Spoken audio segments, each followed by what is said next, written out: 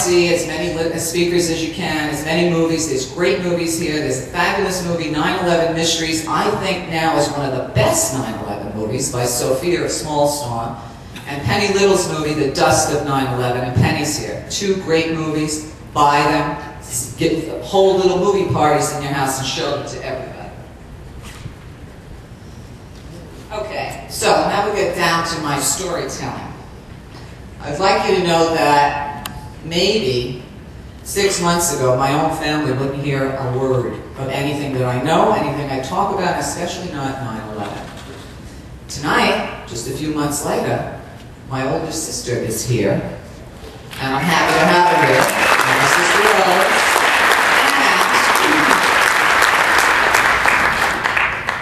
And my aunt is here all the way from Brooklyn, my Aunt Mary. I'm happy she's here.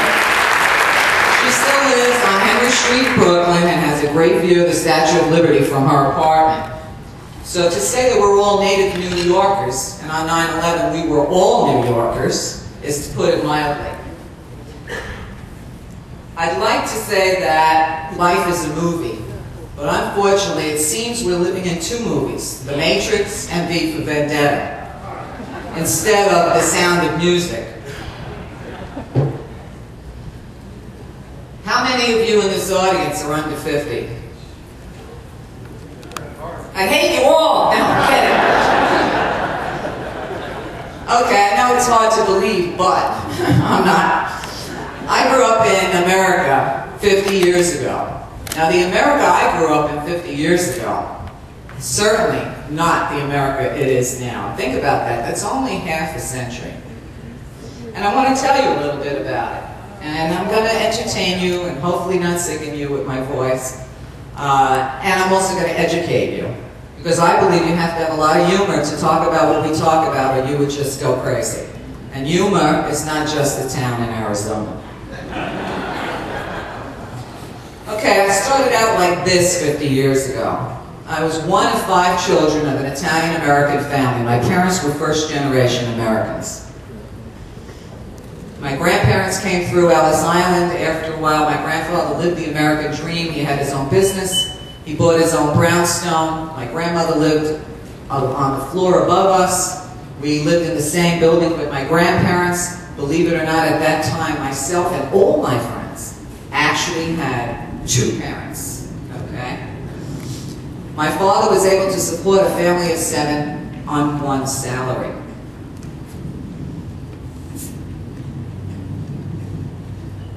When we went to school, we didn't have to worry about predators. We didn't have to worry about getting assaulted or kidnapped. And our milk cartons only had pictures of Elsie the cow on them. And real milk inside, not genetically modified, pesticide, antibiotic, blood, pus, swill, and slime, which we get today. My aunt lived, the truth. My aunt and my cousins were 3 blocks away. We had extended family in the neighborhood. Everybody in the neighborhood knew everybody, and everybody looked out for everybody's kids and everybody's family. And that was Brooklyn. That wasn't out in the middle of nowhere. It wasn't like Tempe, Arizona, where it would have been normal, okay? So I grew up in happy days. I went to public school 13, which when I was in the school, it was 100 years old. It had history. We hardly ever heard of anybody that had cancer in those days, and when they did, the whole neighborhood turned out to take care of them. Think about that. Our food was pure. It wasn't genetically modified. It wasn't GE food. It wasn't fish, tomatoes. It wasn't with pesticides, herbicides, antibiotics, growth hormones, etc., etc. And our pizza, by the way, was very good. I am Italian.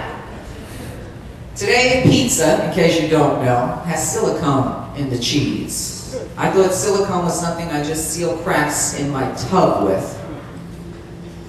My sisters and myself were members of what they used to call the Glee Club. The Glee Club now, my granddaughters have it for me, is called Chorus. We used to spend weeks and weeks practicing and learning assemblies for parents, for the neighbors, for the whole school. Those assemblies 50 years ago were on brotherhood, they were about democracy, and we loved it, we believed it, and we sang our little hearts out. Now, imagine this, 50 years ago, me singing a song like this, and try to imagine kids today even hearing a song like this. And I want to share it with you because it's important. The song was actually called Friendship. We sang it in our Brotherhood Assembly, which we did once every year. And sometimes I was happy to have two of my sisters in the same chorus at the same time. Of course, they sang with the girls. I sang with the boys, for obvious reasons. And I had the deepest voice. And the song is called Friendship, so bear with me. F is for freedom, for you and for me. R stands for rights that our laws guarantee. I means we'll be isolated no more. E means that Europe lies close to our shore. N stands for neighbor, a good one, let's be. D means democracy. We love democracy. S is for saying no words that will hurt. H is for honor, we must not desert. I means ideals, may they ever increase. P stands for people, for prayers, and for peace.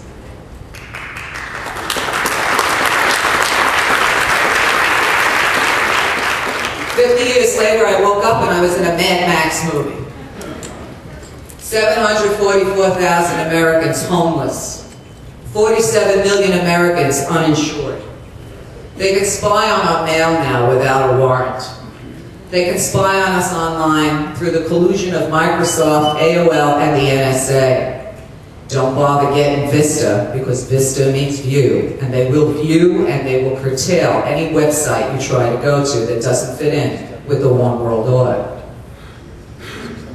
We have the government looking to control the net. We have codex laws where they want us to get a prescription to get vitamins. So Big Pharma can keep killing us, because that's what they do. It's called medicine for a reason. We now need passports to enter our own country. Dick Cheney said, it's okay to spy on our bank accounts. I'd like to spy on his, wouldn't you? The military can spy on us now without a warrant. Posse Comitatus tossed like so many pieces of change.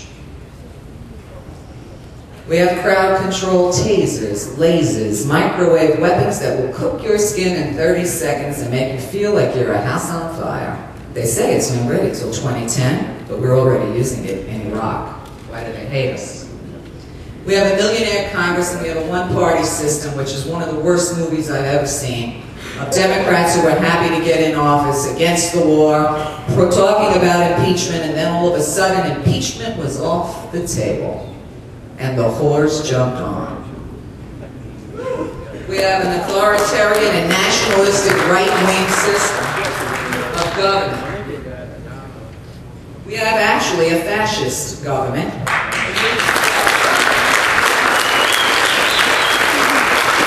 For those of you who don't believe me, thanks to a great book called The Puzzle of Fascism, I've got the definitions. The World Book Encyclopedia defines fascism as a form of government headed in most cases by a dictator. Didn't George say, I'm all for dictatorships as long as I'm the dictator? It involves total government control of political, economic, cultural, religious, and social activities. Other important features of fascism include extreme patriotism, warlike policies, and persecution of minorities. Gee, who does this sound like? I wouldn't want to be a Muslim American right now. Fascism also describes any governmental system or political belief that resembles those of Benito Mussolini or Adolf Hitler. Today we live under corporate fascism, where corporations run and own our government.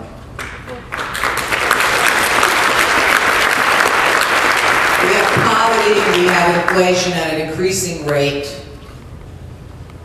After 9 years, they're still haggling over raising the minimum.